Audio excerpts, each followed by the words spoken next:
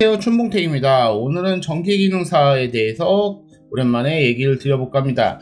전기기능사를 따면은 뭘 할 수 있을까요? 내가 어디로 취업할 수 있을까요? 이런 얘기를 많이 고민들을 하시고, 많이 알려준 기능사 중에서 하나다 보니까 많은 분들이 전기기능사를 따시는데, 이 부분에 대해서 착각하시는 부분을 한번 오늘 얘기 드려볼까 해요. 전기기능사는 최소 자격증이에요. 그러니까 전기에 관련된 자격증 중에 가장 로우 레벨로 무경력이어도 누구나 딸 수 있는 자격증 중에 하나예요.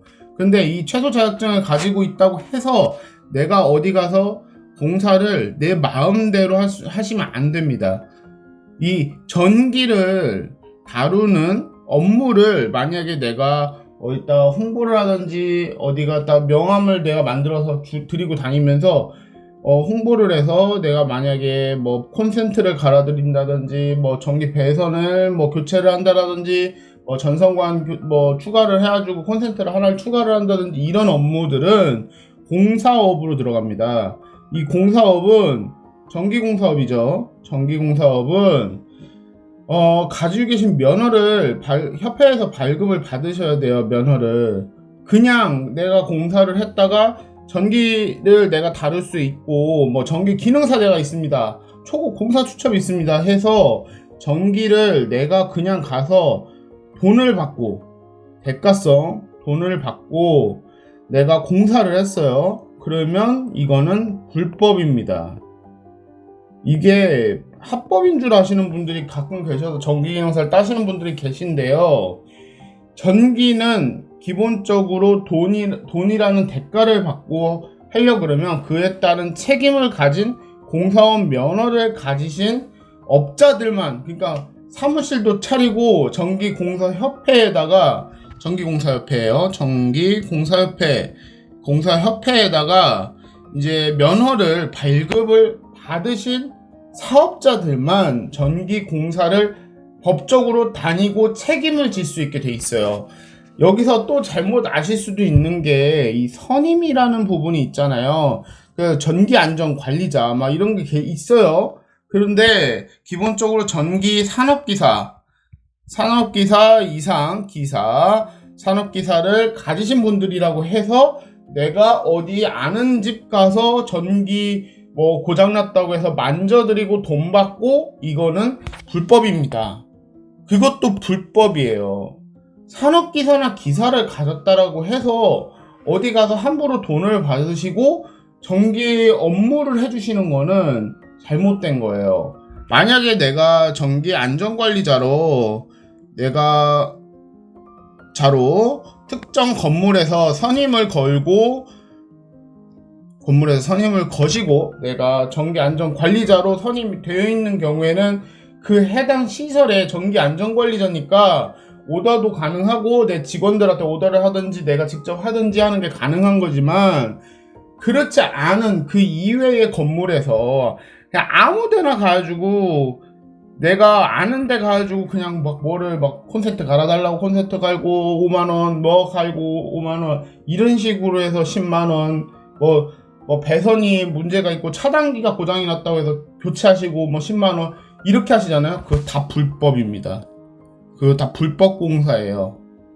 이게 내가 자격증이 있다고 해가지고 함부로 공사를 할 수 있는 게 아닌 거예요. 이게 다 불법 공사에 들어가는 거고, 이런 자격증들을 가지고 계신 분들이 공사업을 하시는 곳에 가셔가지고 채용이 되셔서 거기서 공사원 면허를 가지신 곳에서 근무를 하셔야 되고, 그 회사에서 오더를 한 일을 할 때 내가 공사원 면허를 가진 곳에서 시키는 일을 할 수가 있는 것이지, 내가 전기에 관련된 자격증들을 전기 기능사를 땄던 산업기사를 땄던 기사를 땄던 이런 거는 의미가 없습니다. 이거를 정확하게 아셔야 돼요. 어디 가서 사고 칠 수가 있는 부분이거든요.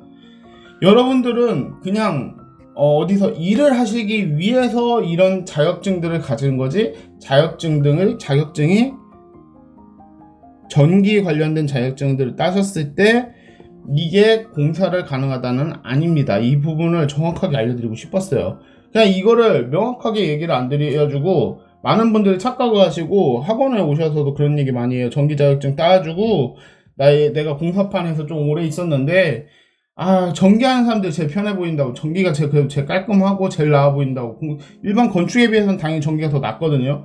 그러다 보니까 이 전기에서 이제 건축에서 전기로 건축 설비 쪽에서 이제 너무 힘들다. 그래서 전기 쪽으로 넘어와서 전기 자격증 따면 나도 그냥 혼자 그냥 소일거리 삼아서 이제 일당이나 좀 간단히 다니면서 노후하려고 한다. 이런 분들이 정말 은근히 계시더라고요. 그래서 이거를 좀 잘못 알고 계신 분들은 이거 확실하게 아셔야 돼요. 만약에 내가 소일거리 삼아가지고 어디 업체, 전기공사 업체를 통해가지고 오더를 받아가지고 하는 게 아니라면 그냥 내가 혼자 독고다이로 어디 가서 막 전기를 그냥 혼자 하고 싶다 그러면 사무실도 있어야 되고요. 그거 따라주고 협회에서 면허를 받아야 돼요. 협회에서 전기공사협회에서 이 전기 사업을 할 수 있는 면허를 발급받아서 사업자 등록을 해야 돼요. 이거를 해야지만 내가 이제 혼자서도 1인 창업을 해가지고 혼자 사무실 가지고서 전기공사를 혼자 뭐 딸딸이도 다니든지 뭘 하든지도 다 할 수 있는 거예요. 그렇지 않고서 만약에 공사를 다녔다? 근데 만약에 거기서 화재가 생겼어요. 거기서 화재 사고가 발생을 했어요. 내가 만약에 전기 공사를 해놓은 곳에서 화재 사고가 발생을 하면 1차적으로 무면허로 내가 공사를 했다. 그러면 1차적인 책임은 나한테 먼저 오게 돼요. 왜냐하면 무면허 공사 업체가 되는 거예요. 많은 분들이 여기서 또 잘못 알고 계시는 게 사업자 등록증이 있어요 하는데, 사업자 등록증이 전기공사협회의 인증을 받은 면허를 가진 정상적인 전기 사업자여야지만 전기 공사를 공식적으로 할 수 있고요. 그거에 대한 사고가 발생했을 때도 관련된 서류를 가지고 있든지 뭐든지 다 가능한 거예요. 이거를 잘못 아시고 전기 기능사만 가지고 있다고 해서 함부로 전기 공사를 다니시면 안 돼요. 내가 개인적으로 전기 공사를 해줄게요 막 하면서 돈을 받으시면 안 됩니다. 그러다가 깜빵 가는 거예요. 소방안전관리자 막 뭐 이런 게 깜빵 가는 게 아니라 이게 깜빵 가는 제일 큰 순위에 들어가요.